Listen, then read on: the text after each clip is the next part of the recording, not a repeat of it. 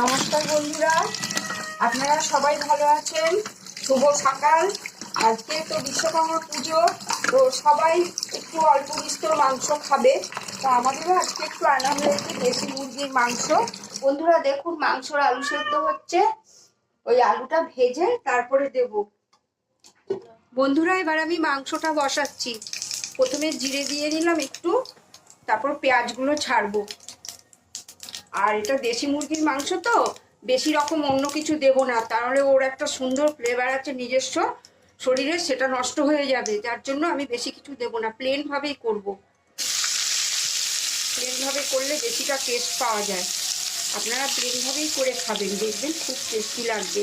আর ওতে যদি অন্য কিছু মশলা দেন তাহলে অতটা টেস্ট লাগবে না, ওর নিজস্ব গন্ধটা স্বাদটা পুরো নষ্ট হয়ে যাবে। একটু পেঁয়াজটা ভাজা ভাজা হলে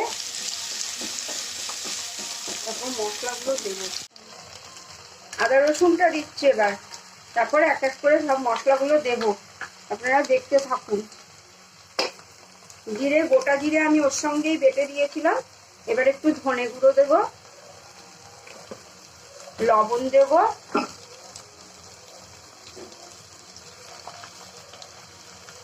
দেবো, হলুদ দিলাম, এবার হলুদ দেবো। এবার একটু কাশ্মীরি লঙ্কার গুঁড়ো দেবো, কাশ্মীরি লঙ্কার গুঁড়ো দেবো, আর একটু শুকনো লঙ্কার গুঁড়ো দেবো, কারণ কাঁচা লঙ্কার মধ্যে অলরেডি দেওয়া আছে। আপনারা যদি একটু বেশি ঝাল খেতে চান তাহলে এক্সট্রা করে আপনাদের একটু লঙ্কার গুঁড়ি দিয়ে দিতে হবে। এবার এটাকে আমি ভালো করে কষাবো, যতক্ষণ না তেল ছাড়ছে ততক্ষণ আমি মাংসটা ছাড়বো না। তেল ছাড়লে তবেই মাংসটা ছাড়বো।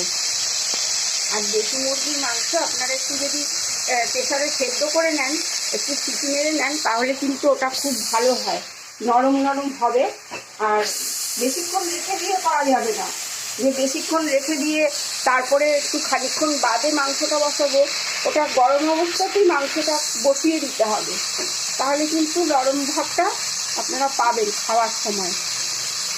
মাংসটা কষানো হয়ে গেছে আমার, দেখুন মাংসর রূপটা একটু পাল্টে গেছে। এবার আমি যে স্টকটা করে রেখেছিলাম সেই স্টকটা দেবো, আর একটু গরম জল দেবো।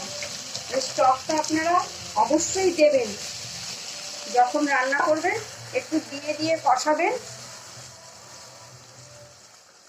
একটু একটু করে দিয়ে দিয়ে কষাবেন। আর পাশে গরম জল করে রাখবেন পরিমাণ মতন, আপনাদের যতটা মাংসর পরিমাণ থাকবে সেই বুঝে আপনারা জলটাও দেবেন, ঝোলটাও দেবেন। আমি কিন্তু কোনো রকম গরম মশলা ব্যবহার করব না এই মাংসতে। এবার আমি ঢাকনাটা খুলছি, দেখুন আমাদের মাংসটা অলরেডি হয়ে গেছে।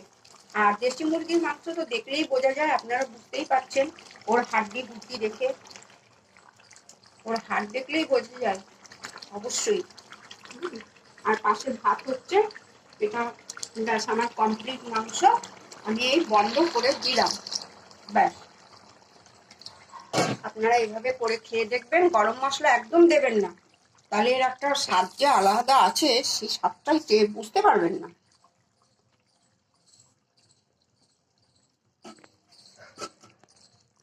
বন্ধুরা দেখুন, বিশ্বকর্মা পুজোতে আমি ভাত, শাক ভাজা, স্যালাড, আর উচ্ছে কুমড়ো সেদ্ধ, আর রসগোল্লা, চাটনি, দই, আর দেশি মুরগির মাংস, এই আমাদের মেনুতে ছিল। আপনাদের যদি দেখে ভালো লাগে অনেক অনেক লাইক করবেন, শেয়ার করবেন। আর আমি ভিডিওটা পোস্ট করতে পারিনি আমার শরীরটা অসুস্থ থাকার কারণে। আপনারা প্রত্যেকে সুস্থ থাকবেন, ভালো থাকবেন। নমস্কার।